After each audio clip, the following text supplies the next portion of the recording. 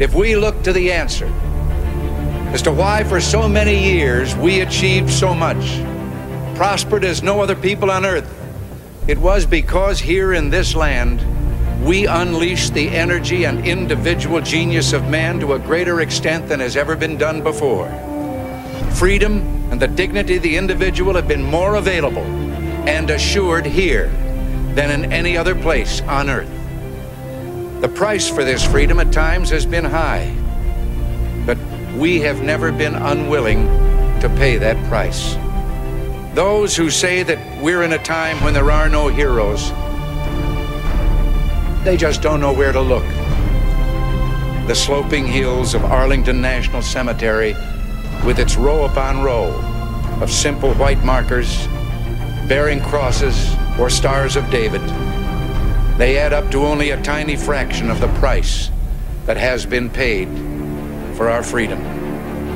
Each one of those markers is a monument to the kind of hero I spoke of earlier.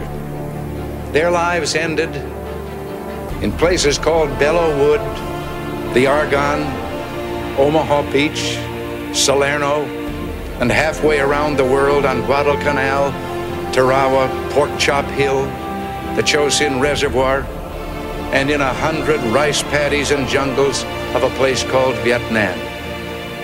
Under one such marker lies a young man, Martin Treptow, who left his job in a small-town barber shop in 1917 to go to France with the famed Rainbow Division. There on the Western Front, he was killed trying to carry a message between battalions under heavy artillery fire. We're told that on his body was found a diary. On the flyleaf, under the heading, "My Pledge," he had written these words: "America must win this war. Therefore I will work, I will save, I will sacrifice, I will endure. I will fight cheerfully and do my utmost as if the issue of the whole struggle depended on me alone." We must realize that no arsenal or no weapon in the arsenals of the world is so formidable as the will and moral courage of free men and women. It is a weapon our adversaries in today's world do not have. It is a weapon that we as Americans do have.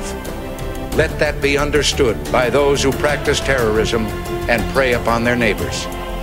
As for the enemies of freedom, those who are potential adversaries, they will be reminded that peace is the highest aspiration of the American people. We will negotiate for it, sacrifice for it. We will not surrender for it now or ever. We are Americans.